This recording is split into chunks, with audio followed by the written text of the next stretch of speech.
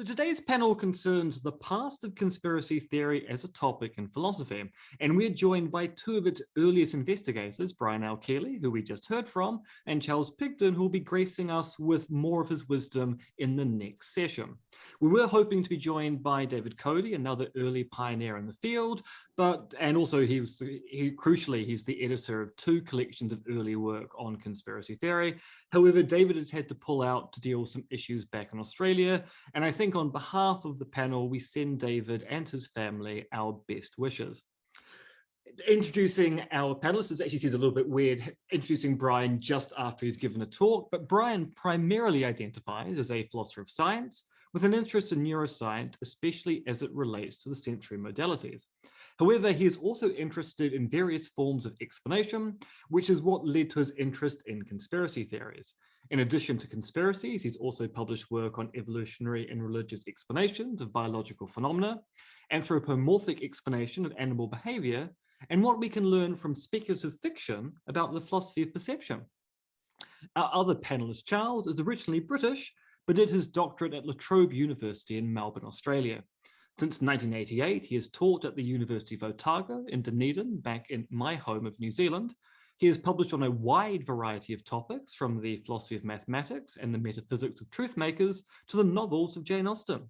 However, he is principally known for his work on Bertrand Russell, especially Russell's ethics, on the philosophy of conspiracy theories, and on is, ought, and the naturalistic fallacy. Relevantly, perhaps, he is the co-author of the SEP entry on Imre Lakatos, was a political activist for 14 years, and has been an avid reader of history since about the age of 8. Both Brian and Charles are what I will deem members of the first generation of philosophers interested in taking conspiracy theory seriously. They took an unexplored and thus underdeveloped topic, turned their analytic gaze upon it, and argued that the commonplace thought that conspiracy theories are merely mad, bad, and dangerous does not survive much scrutiny. Over the course of several papers, contributions to edited collections, and numerous special issues of journals, our panelists define the literature of that first generation. And this is not to say the first generation is spent. As we've just heard, Brian has given us a new and novel paper in the philosophy of conspiracy theory, and in the next session, Charles will also be contributing new work to the field. So when I say they're the first generation, I'm in no way denigrating their contribution to the literature as it stands. Indeed, I lump myself in with this first generation of scholars because even though my PhD was completed back in the pre-Trump age of 2012, that still very much puts me in the tail end of that first generation if we're measuring generations in 20 to 30 year segments. But maybe as the last member of that first generation, I'm here to lead a conversation on the history and prehistory of conspiracy theory and get a sense of where it started and also how it got to be where it is today. So hello, Brian and Charles, welcome to the panel. I suppose the first thing we should ask is, what got you interested in conspiracy theories in the first place? And we'll start with Charles here. Okay, well, with me, it was pure chance. Under the leadership of Alan Musgrave, the University of Otago Philosophy Department was for many years a kind of Popper-dominated affair. That isn't to say that we were uncritical Popperians, but Popperian themes, Popperian questions loomed large in our teaching and research. I should stress, not uncritical Popperians. Alan Musgrave used to, and still does occasionally, make disparaging remarks about what he calls the Popper Church. So, and notoriously, though Popper was a big believer in critical rationalism, any actual criticism of his views was tended to be received rather sourly. The history of the LSE department and of the Popperian line in philosophy is one of big bust-ups, as repeated generations of brilliant young men, or not so brilliant young men, sorry, not so young, brilliant but not so young men, had these sort of father-killing moments with respect to Popper. At least that's how it felt to Popper. So we weren't that kind of uncritical Popperian, but we were interested in Popper's philosophy. And I myself have always been interested in Popper's philosophy. I read The Open Society as a teenager, and I got into reading Popper when, at the time, I was about to go up to Cambridge, while I was at Cambridge, where it was not so popular. And so Popper has always been an interest of mine, a philosopher I take seriously. Now, we also have at Otago a seminar, and it's a flourishing seminar. It's attended every week by the staff, by students. We sometimes have outside speakers, but we often make our own entertainment. But more importantly, for the purposes of this story, it's attended by interested members of the public. So it's not a purely academic affair. Now, one member of the public who used to attend was a retired brewer named Ken Logan. Now, Ken Logan had been a pupil of Popper's at the University of Canterbury in the 1940s. So by the 1990s, he was pretty old. And what used to happen was that he would invite the assembled philosophers round to his house to sample his home brewed beer, which was amazingly strong. You know, it's one of the few times when I've drunk beer and gone away feeling that someone's hit me on the head with a sledgehammer. Anyway, before we sort of got down to the beer, which we would consume with not very appetizing slices of pizza, it was the custom to kick off with a party piece, a fairly light-hearted exercise in philosophy before we got down to the serious business of drinking. And I think it must have been 1994 or 1993, it was my turn to deliver the party piece. So I was casting around for a topic. Because our host was a former pupil of Popper's, and because Alan was a former pupil of Popper's, I thought it would be fun if it was a Popperian theme, but it wouldn't be very interesting if I was just saying that Popper was right about something. It'd be much more interesting if I could focus on some thesis of Popper's, which I thought was itself interesting, but wrong. And so I pitched upon the idea that Popper was wrong about conspiracy theories. He just talks about the conspiracy theory of society. He trashes the conspiracy theory of society. But my point was that it's possible to think that the conspiracy theory of society is wrong, but think that a great many conspiracy theories are in fact true. And then I went on to argue that many conspiracy theories are in fact true because people frequently conspire. So that was the theme of my party piece at this, what you might call a genuine symposium, because it was a drinking party. When, you know, the following day I'd sobered up, I thought there's a paper in this. So I thought a bit more about it, did a bit more research, did a bit more reading and wrote it up. And that's how I got into conspiracy theory research.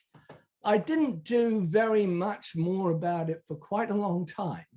And that's because I'm like Brian, you know, this is one of the things I do, but actually I have quite a number of other things. So to this day, you know, I'm better known for my work on Is and Ought, and still fairly well known for my work on Bertrand Russell than I am for my conspiracy theory stuff.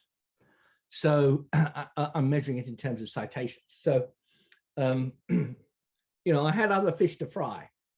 And perhaps it's worth pointing out one of the other pieces of fish, which has already been alluded to by Em, and that is that from 1989 to 2003, I was heavily involved in left-wing politics. A great deal of my leisure and my energy was devoted to pushing I will call it a left social democratic opposition to neoliberalism in New Zealand. that's important because you get into politics, you realize people conspire a lot and that you yourself have probably been involved in conspiracies. So, you know, it was a long time before I got into it again. And when I got into it, it was, and now I must pay tribute to the person who isn't here, David Cody. David Cody gave a paper on conspiracy theories, agreeing it to some extent, at least with mine, at the 2002 meeting of the Australasian Association of Philosophy, and he was having trouble getting it published. So I wrote to him suggesting that a possible way around this was to offer to edit a collection on conspiracy theories in which he could include his own piece. In fact, the piece was published independently, but he reproduced it in his first collection, Conspiracy Theories, The Philosophical Debate. So I wrote Complots of Mischief for that. And then when he put together a collection in Episteme, I wrote Conspiracy Theories and the Conventional Wisdom. So that's how I got into it. That's how I wrote my first 3 papers. To begin with, you know, it was kind of a bit of fun. You know, I thought there was an interesting thesis here, an interesting philosophical idea. As time has worn on, I've come to think it more and more important. And the reason is, and I do address this in my second 2 papers, the idea that conspiracy theories as such are suspect is used in order to screen real-life conspirators from criticism with lethal effects. And my favorite example of this is, and I think other people are going to discuss this later on, but my favorite example is Tony Blair and justifying the war in Iraq. Why was this associated? Well, he dismissed the idea that the war was all about economic motives by saying, oh, well, that's just a conspiracy theory. But so he used anti-conspiracist rhetoric to defend his program. But what was more interesting is that he was himself putting forward 3 conspiracy theories. One, in my view, well, I would say 1 true and 2 others false. I'm not quite as certain as some people are that the first one is false. So theory number 1, oh, sorry, no, he was putting forward, a 1 true and 2 false. So the one which I think of as true was that the events of 9/11 were due to conspiracy on the part of Al-Qaeda to crash planes into the Twin Towers. Now, I think I'm not very disposed to believe truther theories, but there is one which is compatible with that, which is that, yes, that's what happened, but elements in the American intelligence agencies knew about it in advance and allowed it to happen, and maybe make sure there was a big casus belli while the buildings to collapse. I don't think that's totally crazy. I think it's wrong. But anyway, never mind that. Let's just suppose that his first theory is true. The next 2 were definitely not. One was that Saddam Hussein was in cahoots with Al-Qaeda. He wasn't. And the other one was that he had successfully conspired to acquire and retain weapons of mass destruction, and in particular was on the verge of creating nuclear weapons. Right, so these are both conspiracy theories. They were pushed by Tony Blair and used to justify a war, which in my view was utterly catastrophic. And, you know, I feel indignant about it because I am originally British. So, you know, Tony Blair is my prime minister. And, you know, I really don't like it when my prime minister is guilty of a war crime. So, you know, I began to think the issue was more politically important than at first I did. First, you know, it's just philosophically interesting.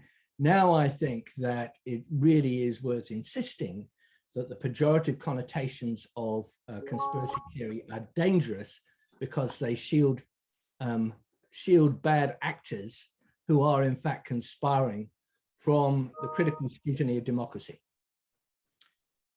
Probably that's as much as I should say, and turn it over to Brian.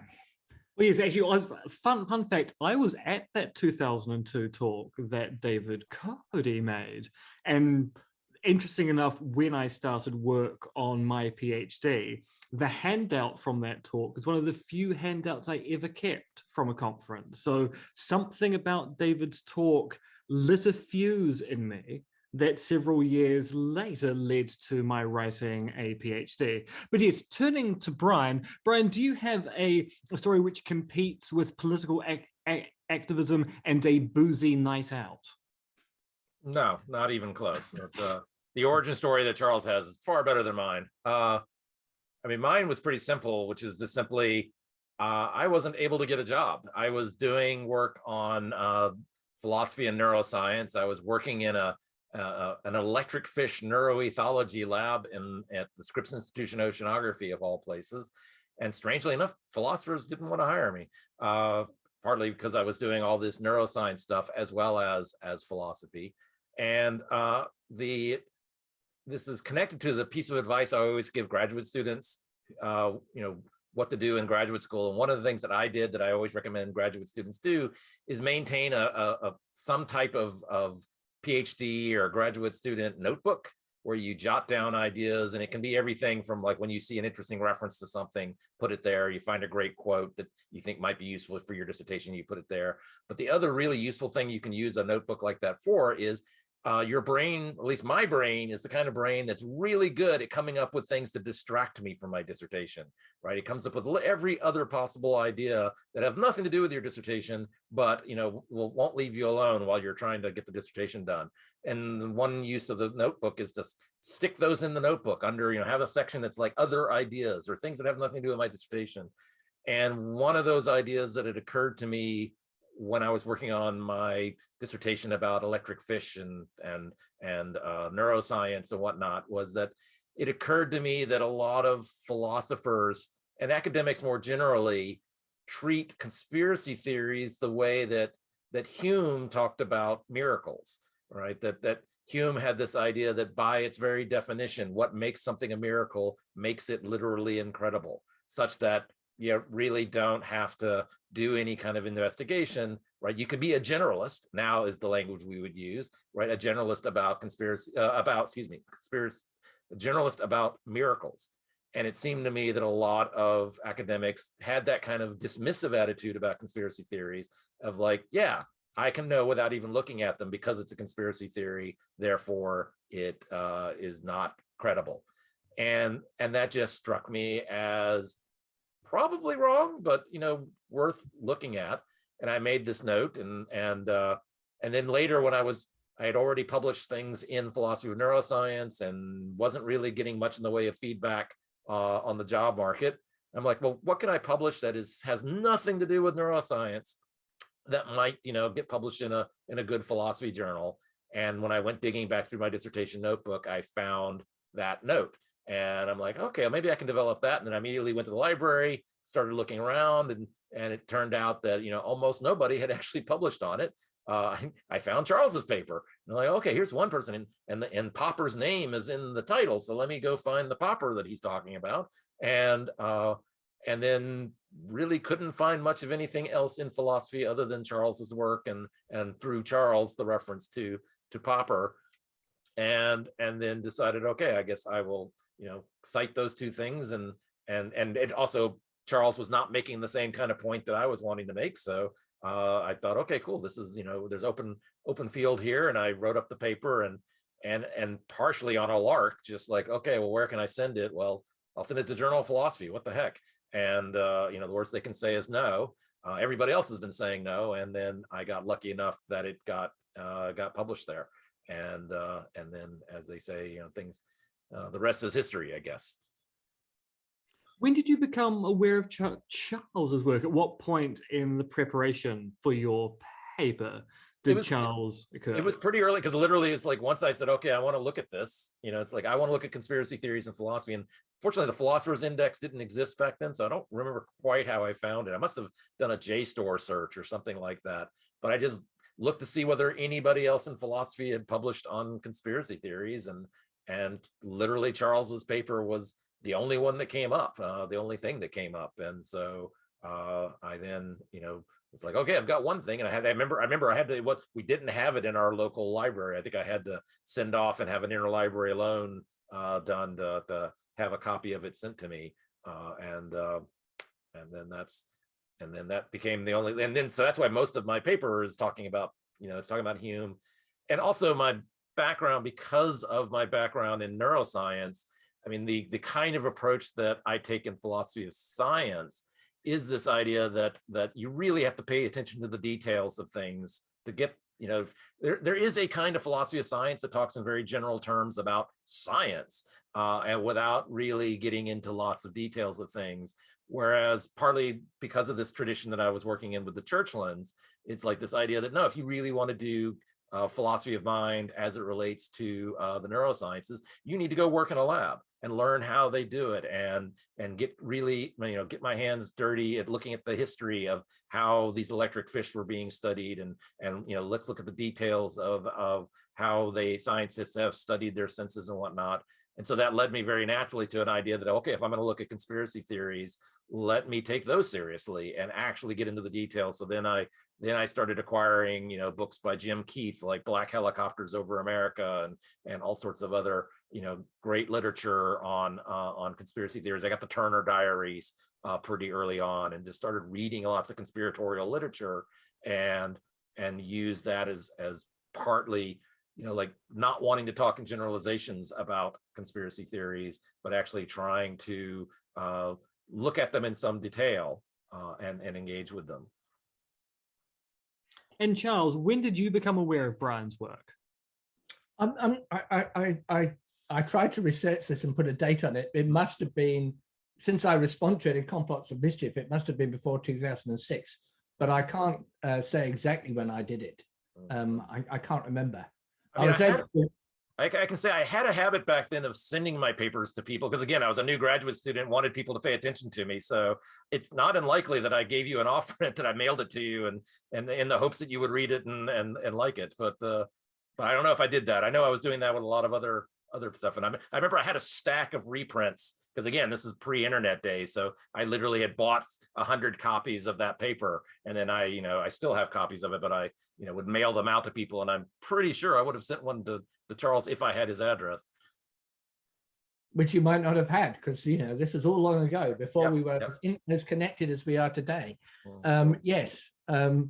Yes, I'm just thinking of the computer I was using in those days, which was down in my basement. And, there was that connecting thing which went, bing, fa-dang, fa-dang, fa-dang, fa-dang, before you connected up. And everything took an eternity by today's standards. Just coming back on that, not being really a philosopher of science, but what Brian says is true about good philosophy of science. You have to know a lot of the science, especially the science you're talking about. And to be fair, this is true of even the people who have big general theories. I mean, if you look at the notes to something by Lakatos, huge number of historical studies are used to back up what he says. And to a lesser extent, that's even true of Popper, though, Popper was like the people of the Vienna Circle. They thought that science was great and physics is tops, but they basically were interested in the physics and forget about the rest. However, what I was going to say is I thought of when I first wrote my paper as this was a contribution to the philosophy of history. And I do. This is why I said in my little blurb, I have been an avid history reader pretty much all my reading life. So since the age of 8, I can tell you the book which I read, which was, an introduction, a serious introduction to modern history for the intelligent child.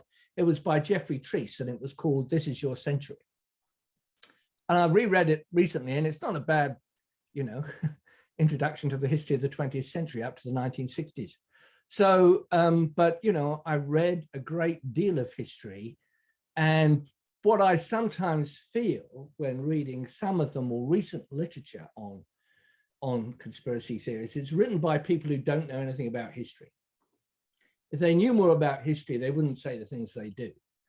You know, I don't want to sort of particularize, but, you know, I often get this feeling, yeah, this is the philosophy of history. Everybody nowadays, not always in the past, but everybody nowadays agrees with what Brian just said about the philosophy of science. You shouldn't do the philosophy of science without immersing yourself in quite a lot of science. You shouldn't do the philosophy of history without immersing yourself in quite a lot of history.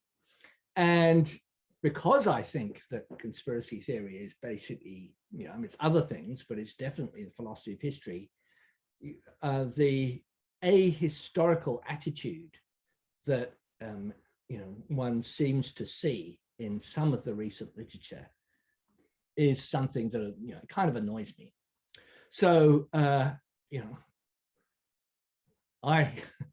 the other thing, I guess, as I say, is just being involved in practical politics. Now, it was the party I was involved in was it did get into parliament. It did get to be a coalition partner in a government. Unfortunately, it's self-destructed. But we were doing serious stuff. We were trying to develop policies which would seriously improve people's lives. Some of us were socialists wanting in the end the abolition of capitalism, but even the people who thought that agreed with the social democrats that what we want to do is make capitalism work and be more just. Now, when you're serious about that, you have to think about history. And the other thing is you find yourself conspiring. And one of the instances, I think, from my own political experience is one occasion when I was falsely accused of conspiring, and another occasion when I was conspiring but wasn't accused of it. So first occasion, in 1998, there was some issue that arose in the local paper, the Otago Daily Times. And mine was local. I wanted to sort of win victories in my local community.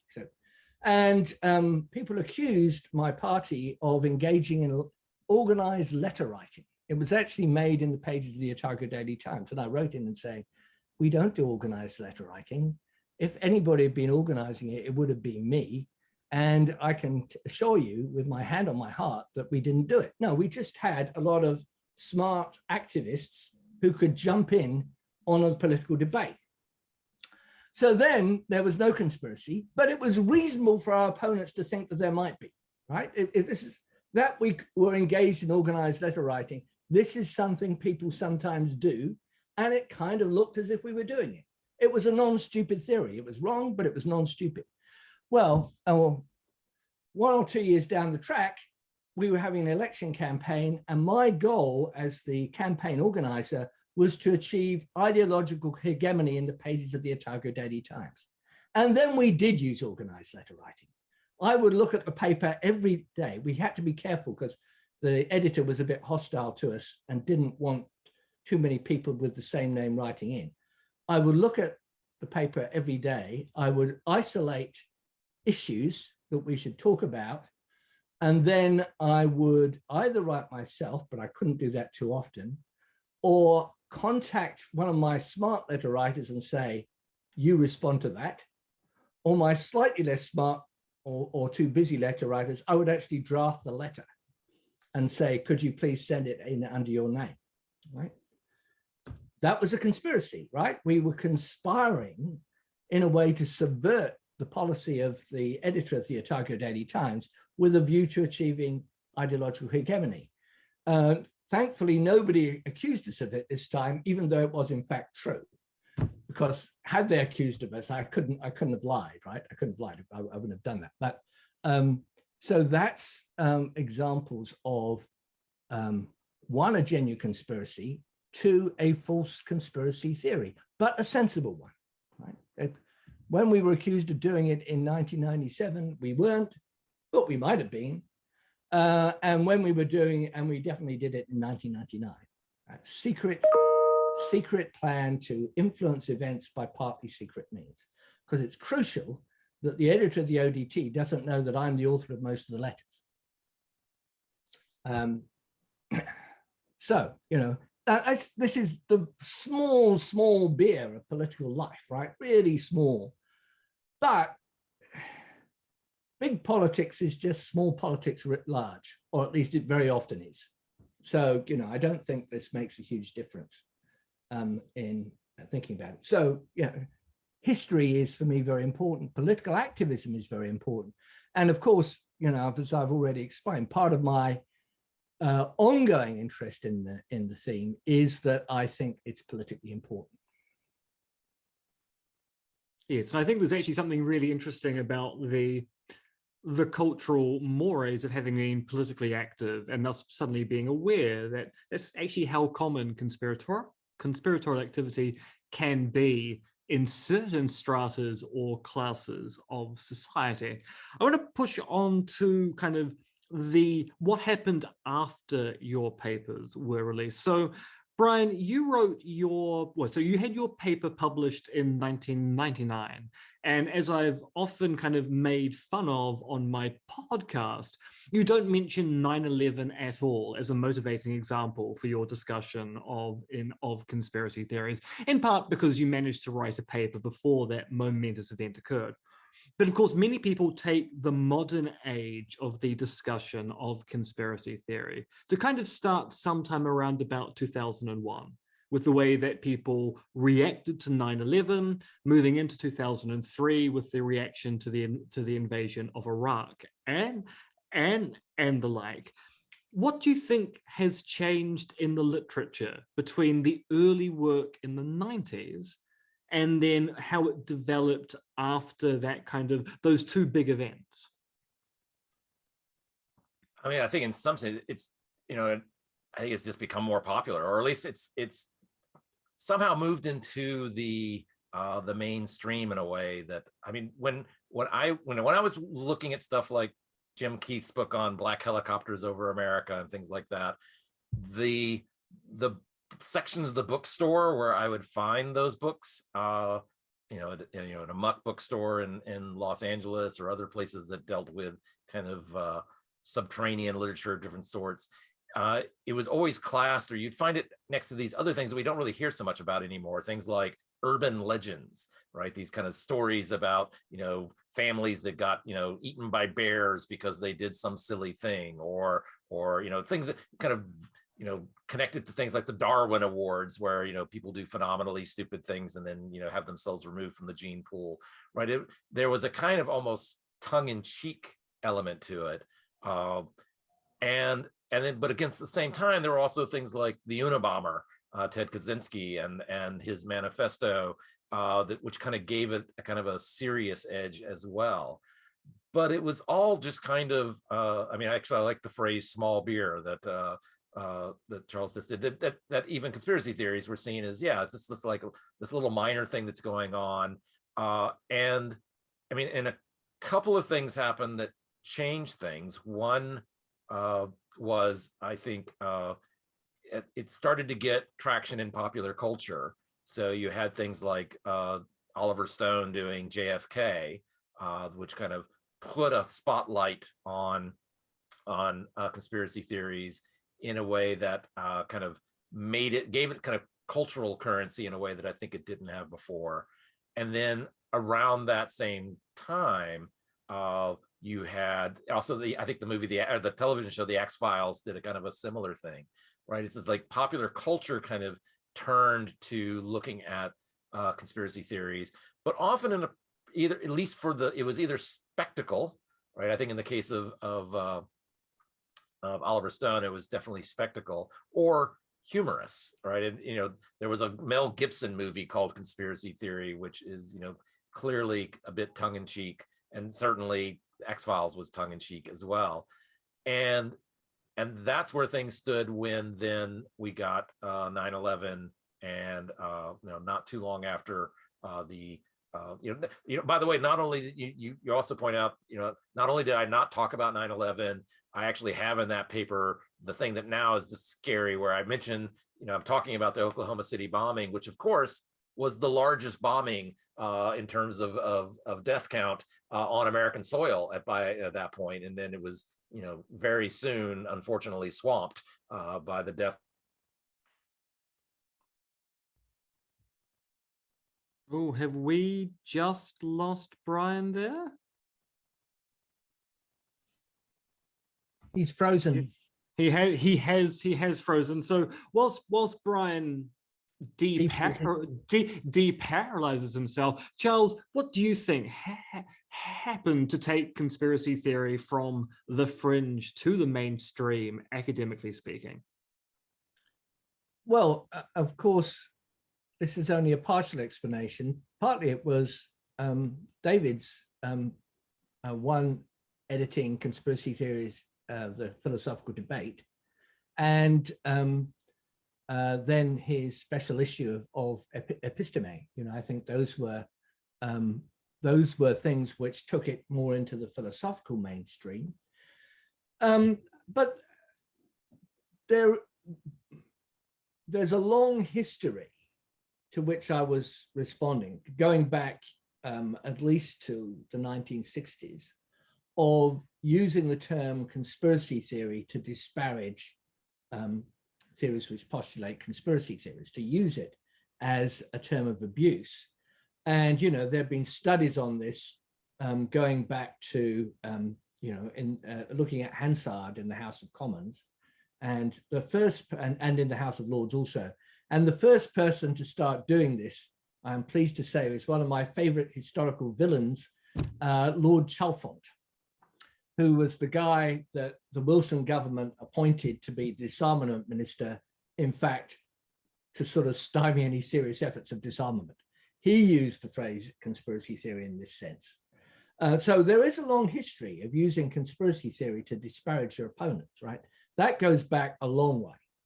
However, when does it become big business? Well, partly the things I've just mentioned, but also the fact that there were more crazy conspiracy theories being floated in the political environment. I think that's quite important. And also not so crazy conspiracy theories. You know, I'm not so down on the 9/11 truthers as some people are, at least in the sophisticated version of the theory. So that becomes an issue. I wish that more people had done what I've tried to do, you know, point out in the popular press that Tony Blair, whilst decrying conspiracy theories, was himself a conspiracy theorist. That didn't happen. But what you've got is more and more conspiracy theories being floated in public. They become more important in defining political identities. I think that they can be used to define political identities without not being theories, right? Something can be a theory and be used as a sort of badge of recognition. But that sort of thing became more apparent. And I think the rise of Trump has made things definitely worse, because he is a bad conspiracy theorist. He's putting out crazy conspiracy theories all the time. What I find interesting is that, let's take a real person, a journalist who I quite admire, Rachel Maddow. You know, I used to watch her coverage fairly regularly. And she was always putting out conspiracy theories. The thing is, people didn't call them conspiracy theories. They were conspiratorial explanations of this, that, and the other thing. They were, I think, good ones, or, you know, plausible and often true, but she was certainly dealing in conspiracy theories, which is what investigative journalists often do.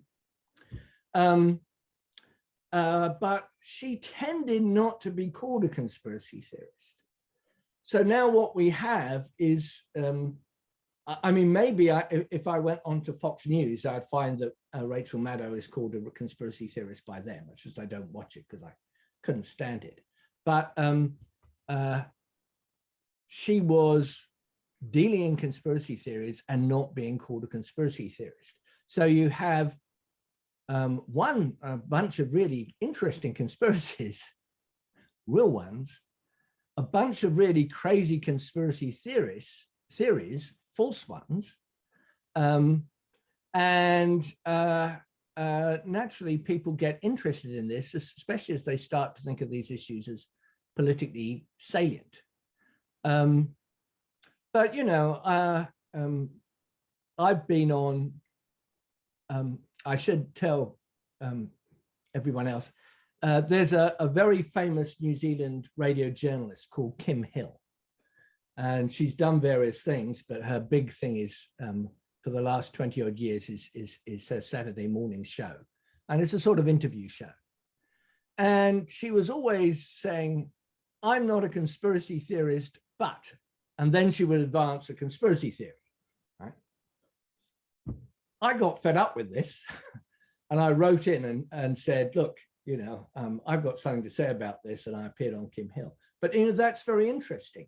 Here is Kim Hill, a good journalist, you know, I think maybe New Zealand's foremost journalist, interviewing people about historical and political episodes which involve conspiracies.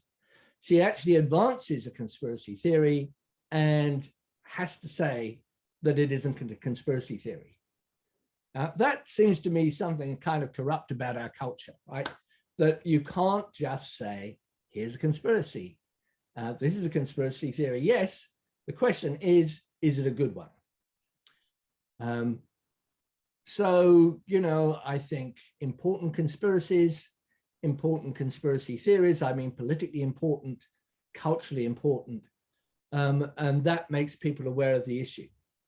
And, you know, philosophers want to get in on it. And I suspect what people do nowadays is they have an idea. Then they go and look at the literature. And of course, now it starts to snowball. You know, that's because just the way academia works. Welcome back, Brian. I see you're threatening to now file a lawsuit against the IT boffins at your university. Just a reminder to people listening in, you can pose questions in the chat and the Q&A function if you have any particular questions you want to ask of our panelists. I now want to turn to the question of, as the people who are kind of there at the beginning of this first generation of philosophical literature, what do you think of the literature now? Is it kind of what you envisioned it would be? Has it gone off in weird and strange directions? Or are we still talking about the same things we were talking back about in the mid-90s? Brian, just because you might disappear from the call again at a moment's notice, I'll let you start with that one. Yeah, apparently I only disappear when I'm trying to talk. So, you know, we can do whatever we want with that. I mean, I can't say I had any vision. I mean, you know, it's far too grandiose to say I had a vision of, I mean, I just wanted a job.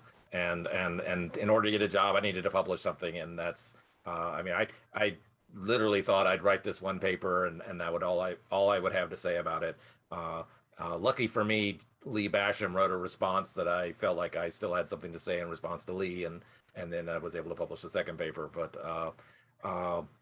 unlike Charles, if you look at my citations, no, I am largely known for the conspiracy theory stuff. So I've published lots of stuff on weird senses and whatnot, but they've gone nowhere, or not nowhere, but not as done, haven't done as well as the conspiracy theory stuff.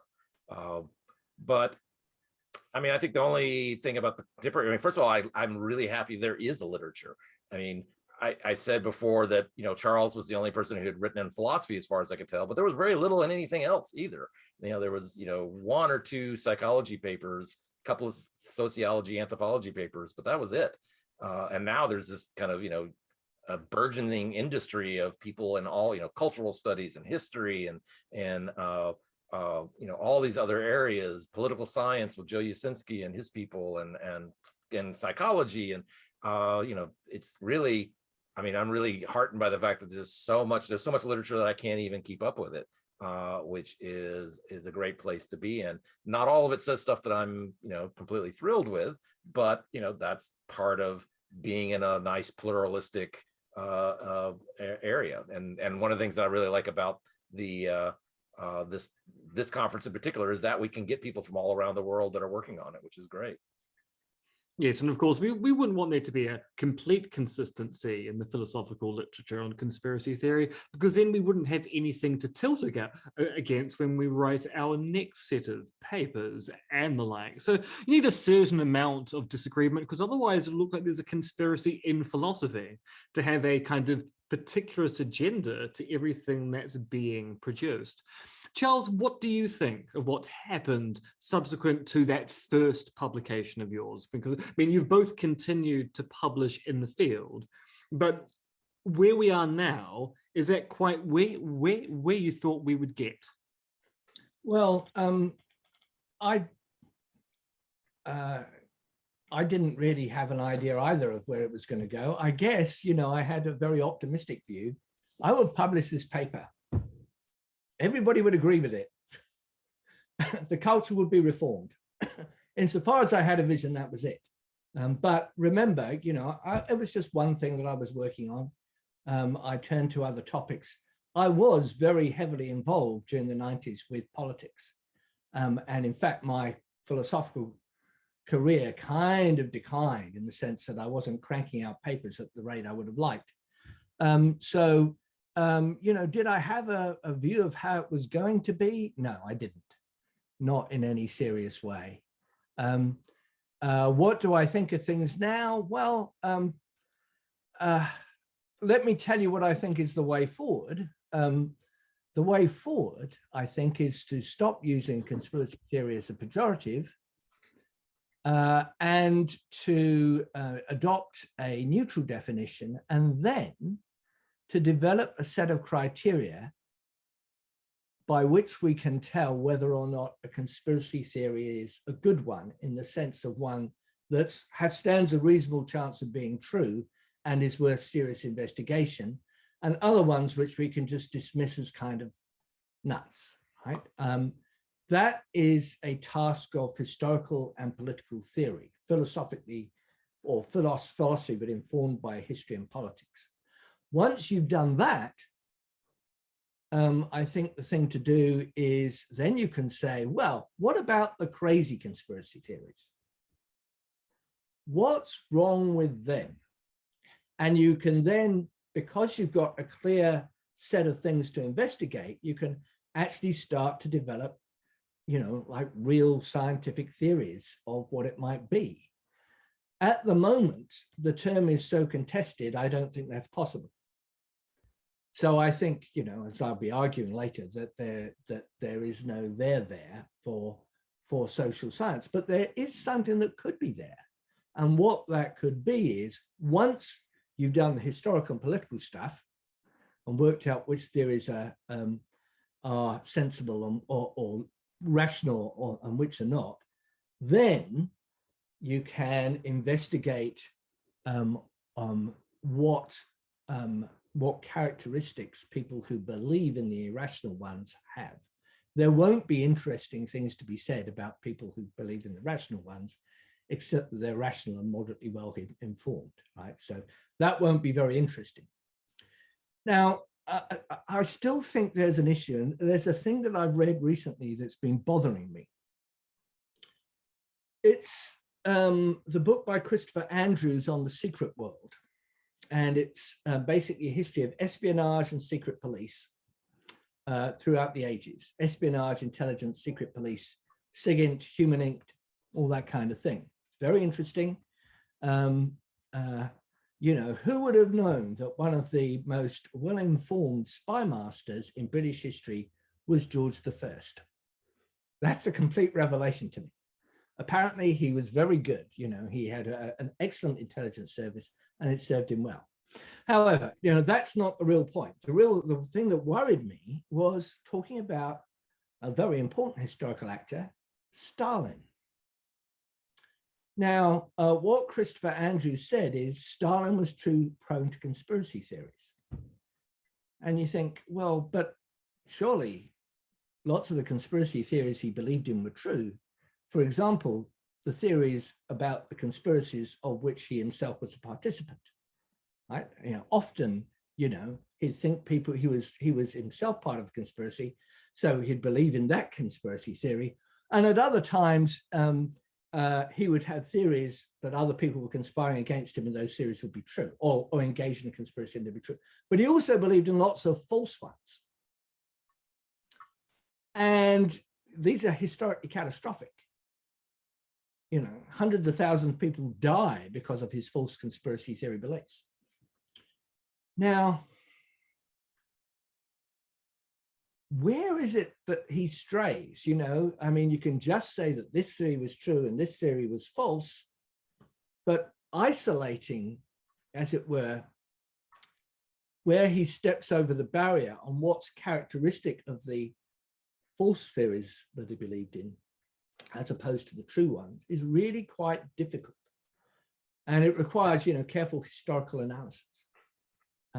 But, you know, I think that, you know, in posing in developing this thesis, Stalin was prone to conspiracy thinking. Well, he was, and I mean that in this case in a pejorative sense, because lots of them are false. What is that? Can we say anything more about it than that he just believed in more conspiracy theories than there are? I suppose another thought that just occurred to me now is, and it was inspired actually by listening to Brian, is, well, what about the Machiavelli hypothesis in human evolution? Right now, as I suspect lots of the audience know, the Machiavelli hypothesis is an attempt to explain something rather odd about human beings and human evolution.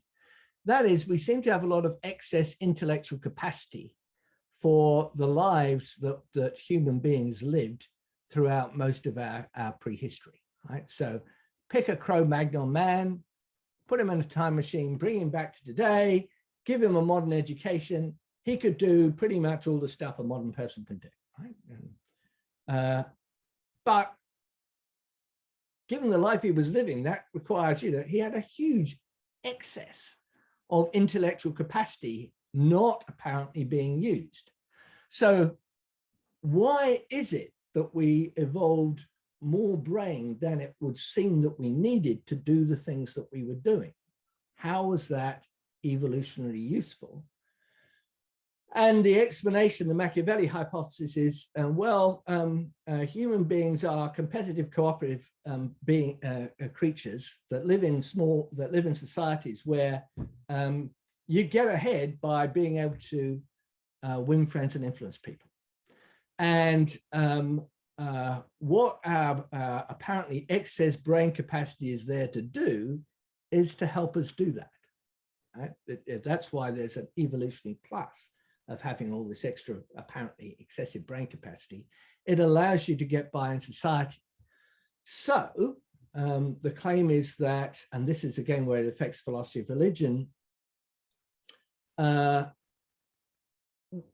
we are prone to take the universe and the world personally.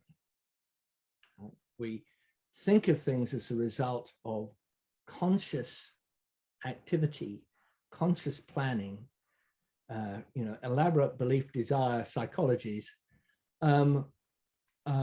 partly because with us it is, and that's a useful thing to think, but we overdo it and we project beliefs and desires onto the world.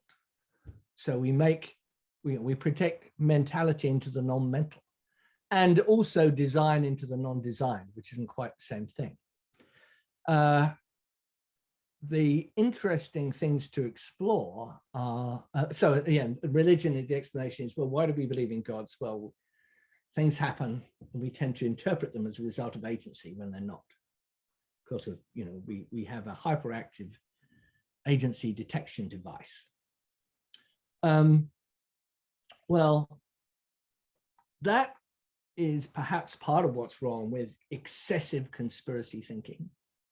But the other thing I would like to see contrast with excessive conspiracy thinking is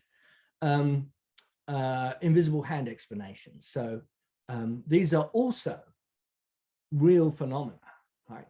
So it's not that if you believe in invisible hand explanations, you junk out design things, you can believe in them both, as, for example, Adam Smith did, right? But getting the balance right between these different styles of thinking is the real issue. So, you shouldn't dismiss conspiracy theories out of hand, but a modern-minded person will often look for invisible hand mechanisms to explain things rather than what I call hidden hand explanations. So that seems to me fruitful places to go, but I'm not sure how much the current literature is going in that direction. Now, Brian, with a background in neuroscience, how exactly do you see this kind of Machiavellian thing working out? I mean, I think if it's more in the animal behavior literature where the Machiavellian hypothesis gets looked at, and it's one of the accounts of why as Charles is pointing to, why we have such large brains, right? There's always been that that mismatch of, or at least a lack of understanding of exactly what might have driven the increase in brain size that then allowed us to do lots of other stuff. And yeah, one of the main hypotheses, there is a hypothesis, I think it's Andrew Byrne and others have argued that that it's because we were basically conspiring left and right, particularly around sexual reproduction, more than likely, trying to monopolize sexual partners in a way that others would not be aware of, and that this might explain some things. Actually, I don't know if you saw, Jonathan has a question in the. Well, I was going to touch on that because I actually think so. Jonathan has asked a very interesting and good question, but I actually think it's a question which is probably better answered after Charles has given his talk in the next session. Given that if Charles answers it now, he kind of prefigures what he's going to say in 20 minutes' time. So it probably makes more sense to come back to this question at the end of Charles's talk, where having give a preliminary answer, we can then see whether he can square this particular circle. Okay. Right. Yeah, I actually agree with that. That at the end of my talk will be the right time for Jonathan to ask his question. Yes, I mean, it's an excellent question. I just think it'll be an even better question when you've given your talk, because there'll be more meat on the bone, so to speak. And that basically brings us to the end of our first panel. Thank you, Brian and Charles, for being with us. And once again, we're sorry that David Cody could not be with us for this session, because he's a crucial element of that early part of the literature. So his contributions to this panel are sorely missed.